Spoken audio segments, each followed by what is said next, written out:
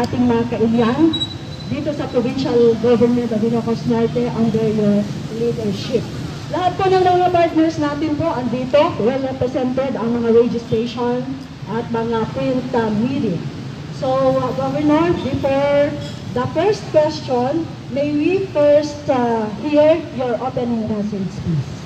Good morning. Good morning, everyone. Thanks for joining us. Siguro, you've heard, we had, I think, 2 new cases yesterday, no?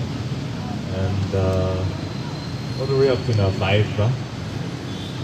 6 na ba? 6. And but thankfully, all of them have been in quarantine or isolation or in the hospital. So wala naman known exposure sa community, which is a good thing. I'm not sure about you guys, but I think many of us have been distracted by the US elections na mukhang very tight race. So mas competitive pa kaysa NBA Finals itong US elections. So I hope you're all enjoying that, and kung ano yung mga repercussions, no, sa atin. Kasi alam naman po natin that the leader of the free world, as they say, has a big effect on the Philippines also. So it's an election for the world, really, not just America. But here, locally, things are quite stable, and we've turned our focus now to our economy and supporting the businesses. In fact, recently, nag-Zoom call pa kami sa mga big businesses for the first time. We reached out to those taxpayers, yung mga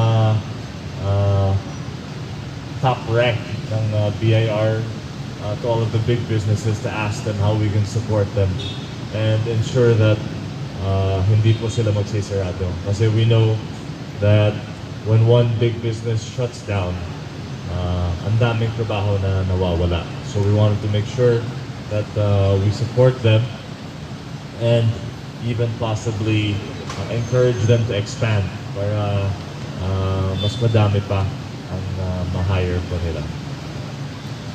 Sige, we can start with the questions, Vicky. Okay, thank you, Governor. First to ask question, Ronald Valdriz of Radyo Pilipinas. Good morning, Governor, and to everyone. Governor, kumustahin po namin yung preparation natin sa itong Bagyo Shoni at ano yung nakuha na natin ng forecast tungkol dito, Governor? Good morning. Thanks, Ronald, sa tanong. I haven't seen the latest this morning, but what I saw very late last night was baka ma-miss tayo, di ba? It looks like wala naman yata, di ba? So, kasi I think it should be here now, right? If ever. Pero wala naman. So, baka mukhang swerte tayo. We've been lucky thus far kasi I think pangatlo na to, di ba? Pangatlo na medyo hindi pa tayo affected. So, so far unscathed, but the mayors are on high alert.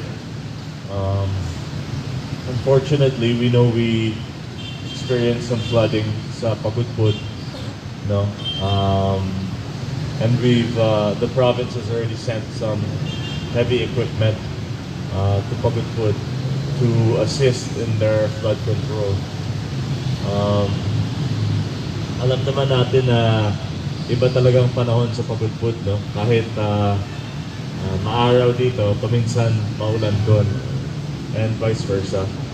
So we'll keep an eye on Pagudpud. It seems like they have some flooding issues that have worsened over the years, and we'll need to keep a close eye on them. But so far, for the rest of Ilocos Norte, it seems like we'll be okay, at least for this typhoon. but we have to prepare and brace ourselves for the ones that will come our way. But we are on standby or alert status there. Yeah, not naman high alert, but it seems like this one naman, yun nga, will miss us. But as we move on,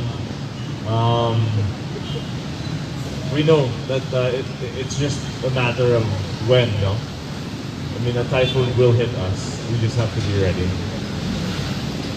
Thank you, guys.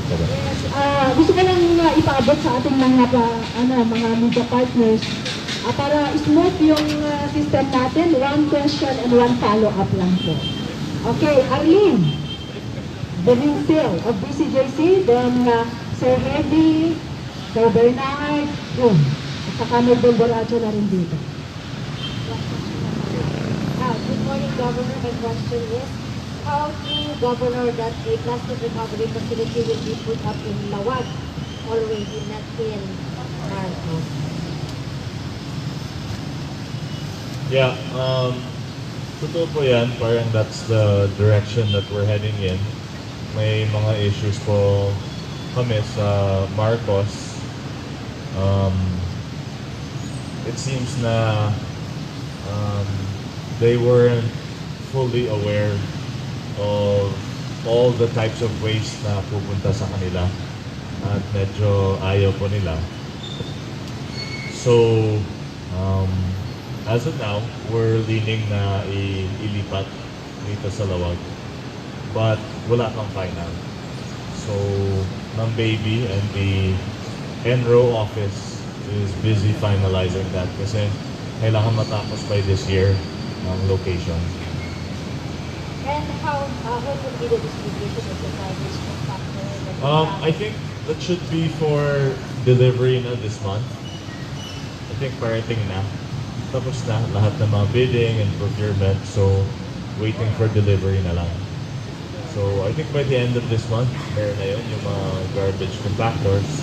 And then we'll also be giving the cash to yung mga hindi nakatanggap ng compactor. Thank you, thank you. Okay, Sir Hedy. Good morning, Governor. Tinatanong po ito sa kada press con kung ano yung pagluluwag na sa mga LSI, lalo na't magpapasko at maraming uuwi, expectedly. Do you expect some loosening before the Christmas season, Governor? Yeah, we've been finalizing home quarantine, which is what everyone wants, especially yung mga uuwi for Christmas kasi pag 14 days na facility quarantine, ubos na daw ang bakasyon nila sa quarantine pa lang. So actually over the past mga 2 or 3 weeks, I've been pushing the doctors to allow a home quarantine already. And just last week, pumayag na sila for a home quarantine. So we'll be releasing the guidelines siguro this week for a home quarantine. So people can go home and see their families. Honestly, it's a risk. It's a minor risk, but siguro we'll just place all the safeguards that we can to minimize that risk. It seems like a risk that we need to take, you know, for the consideration of all of our returning residents. Speaking of loosening up, has the turnout of tourists been encouraging of late, Governor? Medyo tumaas po this late October. So I think, I'm not sure of the exact numbers, but I think we've received maybe about 2 dozen tourists already.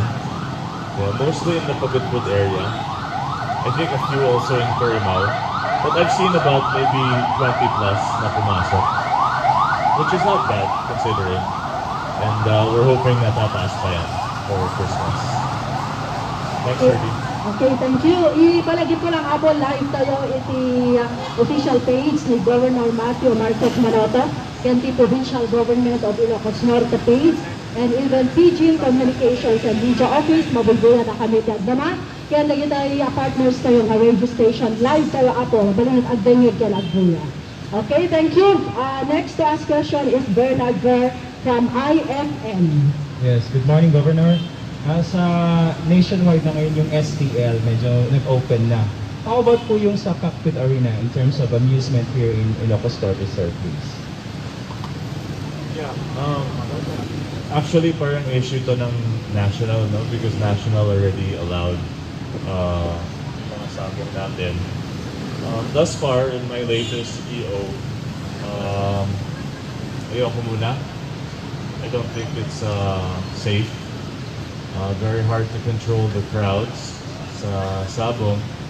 And I'm also worried about the social and economic impact, because it's not really an essential business. So I'm worried that the little disposable income that's left, baka pupunta pa dun sa sabong. So I hope that Ilocanos can spend on the essentials nowadays.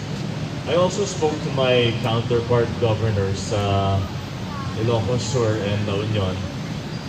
Ilocos Sur was planning to open already their sabong. So medyo iniintay ko na makita kung may mangyari dun sa kanila at anong guidelines nila, parang guinea pig sila. But even until now, wala pa sa Ilocos Sur. So I think everyone's a little reluctant. Medyo we're just going slow. So for now, ako wait and see muna. Parang hindi pa safe at medyo nakakatakot yung gambling in this time. Thank you, Governor. Mr. Rolly Jose of BCJC.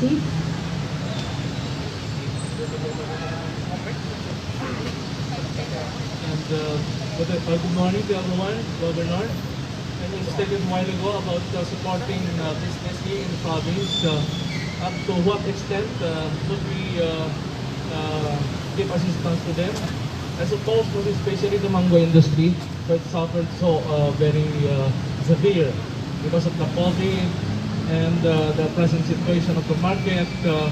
I think the mango industry needs real support, especially from the provincial government. Thank you. Yes, the mango industry is suffering kasi from this virus. No? In fact, 3 of our main crops are suffering from viruses which we haven't quite figured out. No? 1 is mango, 2 is dragon fruit, and 3 is garlic. Lahat po sila may sterling virus. So we're trying to do what we can. For the mango, in fact, I think recently they just salvaged some harvest. They weren't able to harvest everything, but they salvaged what they could. So we'll be assisting them in terms of compensation because we want to make sure that they receive the right compensation for the work that they've put in, over the past few months and even the past year. So we'll continue to keep a close eye on mango, and we're in touch with the DA and MMSU to hopefully collaborate para finally ma-solve pa natin itong mga virus kasi they're taking a large toll on our agricultural produce. No? Itong level of productivity pa natin has really taken a hit. Yeah, especially our mango here in Ilocos Norte is one of the best, if not the best type of variety of mango throughout the country, Governor. Secondly, sir, is about just recently from Adams, an active member of the Ilocos Army surrendered to the PNP? And do we have additional assistance as a way of reforming him after surrendering to the government? Yeah, well, we have our halfway house, diba? We have our halfway house, and we have reform programs in place and support mechanisms so that our former rebels can assimilate, no? And find their place in society, and hopefully also not be considered pariah or a pariah. So we'll continue to encourage this type of coming back to the community, and we'll ensure that they get a chance, no, at a normal life here in Ilocos Norte. Thank you, Governor. Nina Blanco of the Philippine Information Agency. Hello, good morning po, Bob. My question po is there a plan of the provincial government na i-develop pa po yung swabbing center sa borders po natin? Because we have been receiving messages from concerned citizens po na bakit parang mas maganda pa po ang swabbing for tourists than those who are not tourists po, Bob. Thank you po. Thank you. Yeah, there was a suggestion that the tourist center, because it's underutilized, may end up also being used for government workers para medyo magamit naman ang tourist center. The border will also be further improved. We plan to expand our facilities at the border, including the testing center. Currently, we have 5 testing centers that we use quite frequently, 2 of which are Badok and Pabitbud. We also have DPWH for the cargo, and then we have Graspa. Also has its own testing center, and then the Pinili Tourist Center, as you mentioned. So we're hoping to use all 5 of those quite consistently para hindi po ma-overload ang border testing facility po natin. Yes po. How about po yung rapid antigen testing fee po po?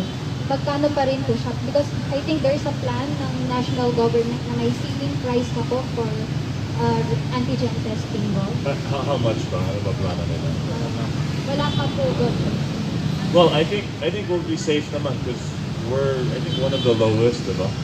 We're testing at cost kasi we're only 800. I know Baguio released some guidelines, saka 1,200 sila, diba? So I'm not sure if there's a cheaper antigen test available than us kasi talagang at cost po kami. I made sure na I wanted to put an end to the rumors and yung mga sinasabi na kumikita po kami sa testing. Hindi po totoo yan. We've never made it a business to test others. In fact, I told them that let's test at cost, no profit, and make sure na 800 talaga. Thank you, Anthony. May connection pa rin sa issue sa border or mga questions sa borders. Good morning, Governor. You had mentioned before that you are considering the closure of some of our isolation facilities, but for this Bayanihan to Heal as One, we are planning to construct isolation facility at the border in Badok, Governor. Paano po to? Yeah. Tama po. Since we're moving to home quarantine, we do plan to close or discontinue a lot of our quarantine facilities. Yung sa Badok border is for a specific purpose. One is for those cargo personnel that tested positive. Kasi right now, when a cargo personnel tests positive, they're denied entry.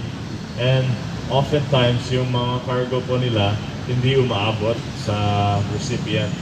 So I've told the border that I want to make sure that business continues And kahit positive yung isang cargo personnel, dapat may option sila na iwanan yung mga cargo dun sa border for pickup ng recipient. So that's a possible option wherein the cargo personnel stays dun po sa quarantine facility. Another one is if one of the returning residents is positive. At paminsan, natatagalan ang pick up ng positive, di ba? Kasi takot ang LGU or for one reason or another, hindi sila handa. So, doon, pwede rin sila mag-quarantine doon. Parang holding facility na temporary lang, but we need it in case the numbers rise. Sa kabilang dago naman, Governor, sa mga nakaraang buwan ay nagbukas na po yata yung Ilocos Norte Agri and Fishery Extension Service in ABES. Ano na po yung development nito, Governor? Yeah, our INFS, we inaugurated the building a few months ago. So we're looking forward to an improved collaboration sa mga agri groups po natin. And in fact, right now, what we're eyeing is to assist the palay farmers in terms of hauling, no? Kasi may problema daw sila sa transport. So I asked our agri heads, Mang Norma and Edwin, to start identifying na kung alin yung mga vehicles na pwedeng i-assist po sa hauling ng mga palay farmers po natin. So that's first on our agenda. And then of course will be the assistance and the buyback ng palay din natin. Thank you po. Lani of PNA. Hi, good morning. Sir, ang tanong ko po, this concerns about the processing of documents at the capital kasi it has come to our attention na yung mga letter request addressed to your office ay tumatagal daw po sa PA office. So, ang question ko po, have there been any changes in the policies or guidelines regarding this? Thus far, I haven't heard anything, but as far as I know, everything is processed naman within a few days usually. An example ko po, Gov, there's one letter request addressed to you na tumagal ng almost a month just to have your approval. Simple request lang po yun. Whose request was this from? From the City Hall, I guess. Okay. Well, usually what takes time kasi is not the PA's office, but what takes time is when we send the letter to a relevant department head or to someone else. So dun po paminsan natatagalan because we wait for their suggestion or their input. So we'll look into it kung problema talaga. I know naman that we're following the ISO system. So my document tracking system kami, I think DTS. So talagang everything, my barcode, at we know where all the documents are. So we'll look into it para hindi po maging issue. One more thing, Rob. Would you like to comment about the ST controversy lately na on the imposition of suspension order against Vice Mayor of the Malnay? So parang there's an attempt yata to ask for money. Would you like to comment, sir? Well, I can't pass an opinion naman kasi as of now it's being reviewed and as of now it's just hearsay, no? So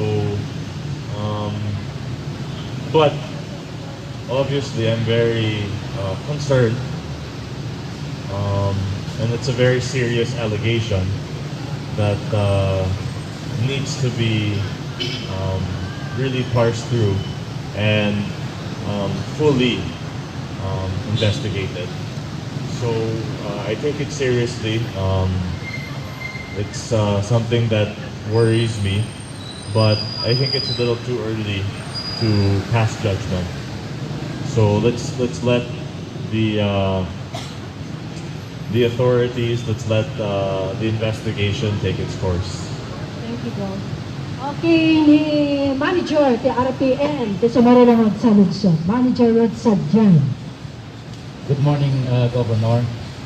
Alam ko po na ginagawang lahat ng provincial government at DepEd ang kanilang makakaya to give a quality education to our learners. Pero sa aming mga magulang, marami pa rin nagre-reklamo by not complying or wala silang accessibility sa internet at saka nahihirapan na rin sa distribution ng modules. So do you recommend, Governor, na mag-face-to-face classes na lang in some selected areas, lalong-lalo na po sa mga medyo maliliit lang na eskwelahan? Yeah, in fact, some mayors have asked for that. I'm not opposed to it. In fact, I asked our education head to write DepEd to consider face-to-face. Kasi nandun naman po sa guidelines ng DepEd na pwede naman, kaya lang, syempre our President declared, diba, na walang face-to-face until next year. So that's kind of the marching order that everyone's following. But para sa akin, our cases are low. Most towns have 0 cases as far as we know. So why not? Diba, why not do face-to-face? And globally, many countries have made face-to-face classes work. Diba? At mas mataas pa kasa nila kaysa sa atin. So I think you're right. In certain situations, it's a very, very low risk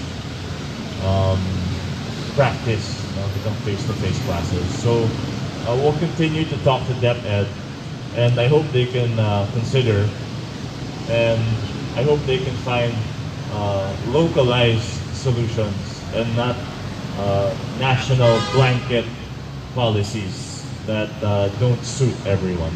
So lahat ba, Governor, ay nire-request natin sa IATF kung papayagan natin yung mga... Well, ako we'll write directly to DepEd to at least lobby for the possibility of face-to-face. Thank you, Gov. Thank you. Okay, Francel of Bomborencho. Good morning po, Gov. Gov, regarding po sa health sector natin, kamusta na po yung mga facilities and sa hiring po ng mga medical personnel po, Gov? Okay naman, we're continuing to improve GRASMA especially because we're eyeing GRASMA as a possible COVID hospital. Diba? So they have their testing center. I know we just hired 5 med techs also for GRASMA for their testing center. Their isolation facility was also improved. The bathrooms at GRASMA was also improved. So we're continuing to hire and to equip. Our socket nurses also are hired until January. So we've hired, my God, I'm not sure, maybe hundreds na of medical personnel, including our nurses, and even the non-medical, yung mga nasa quarantine facility like the utility workers. So tuloy-tuloy pa rin. Health and COVID has been and will be our priority. Sa mga district hospitals po, about po? Yeah, tuloy din. I know the renovation of a few of our district hospitals has taken place this year, and then tuloy po next year in terms of the renovation. Kasi I think we all agree na talagang kailangan sa mga district hospitals po natin. Yes po, Gov. Clarification lang po, Gov. Sa latest EON niyo po, it was mentioned yung each bracket na nga pwedeng lumabas, Gov. So does this mean na pwede na po lahat lumabas po? Well, wala akong nilagay na age bracket, diba? So, basta healthy, pwedeng lumabas, diba? Well, yeah, basically. Mga bata daw po, Go. Kagaya niya, Yeah. mga teenager. So, 18 years old. Yeah. Arlene does. Yeah. Well, as the EO states, that's my recommendation. But of course, we're also limited by the national mandate. Wow, may question po yung mga tricycle drivers natin na nandito. Tinatanong po kung pwede na pong magsakay ng more than one na passenger. So mga tricycle drivers, pakinggan ninyo. Sandali lang po.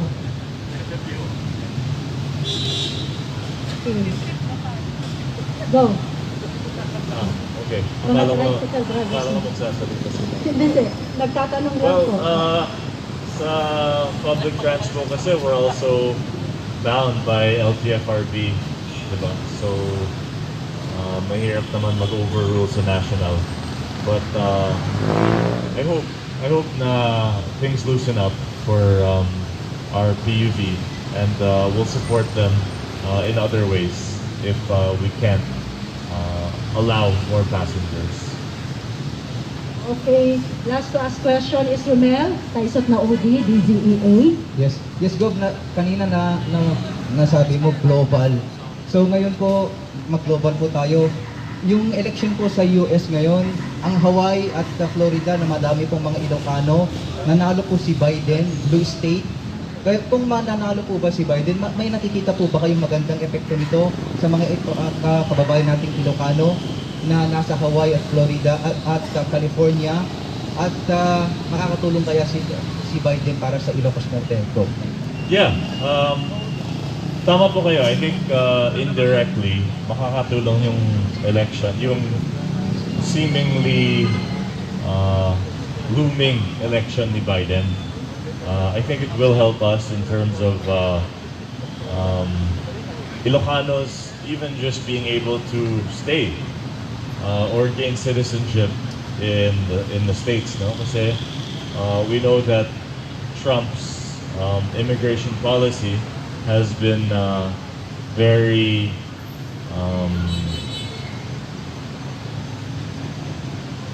tough on immigrants, no? And we know that Filipinos are the second largest Asian population, di ba, sa America after the Chinese. So I think it'll be a great help to have a new president. One is in terms of immigration. Two is in terms of the global economy.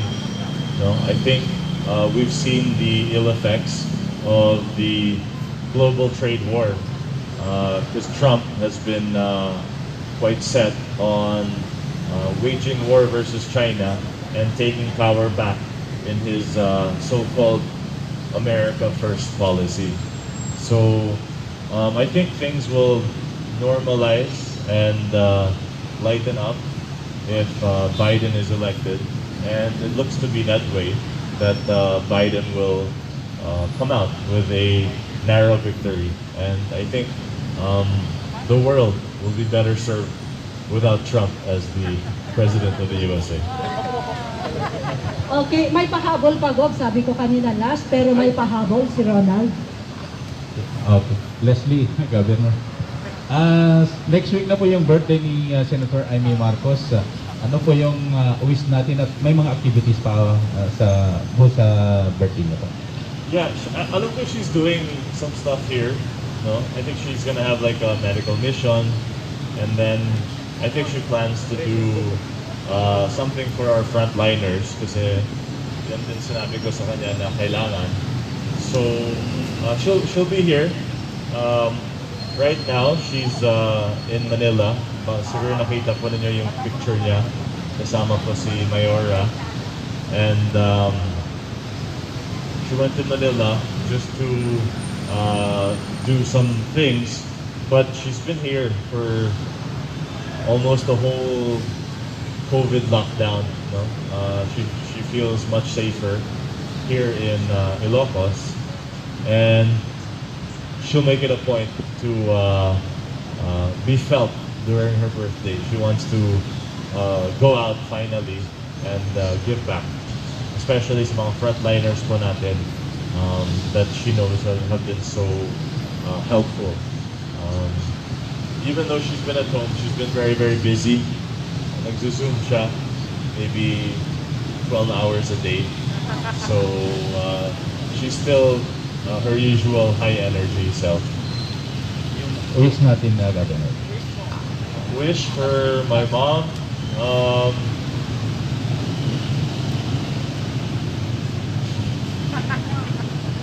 To go back to Manila. Hindi naman siguro. It's nice having her here. And she doesn't impose naman. So, my wish for her is whatever she wants, no? In both her political career and her private life. Okay, talaga, last na talaga to, bro. Okay. Manager. Marami kasing nagtatanong, Gov, lalong-lalo na yung mga single ladies natin dito. Sino daw yung kasama mong gwapo at ano ang role niya sa Kapitolyo? Baka they are sinasabi siguro yung chief of staff mo, Gov. Yeah, Attorney Pancho recently has been helping a lot with our bayanihan requests. So, actually, isa po yan sa natuto ko in my 15 months as governor, is that I didn't know that one big part of the job is courting the national agencies, diba?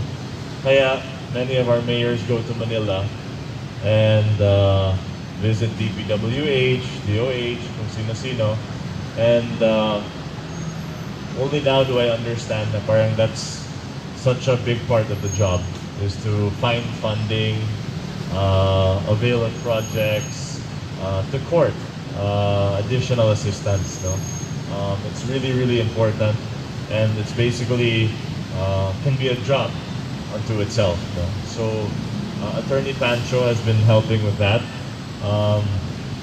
I've also assigned him to agriculture because that's something that I want to focus on now in terms of revitalizing, replanning, and resetting our agriculture. He's also been helping with environment because he has some experience with environment. So it's nice to be fully supported.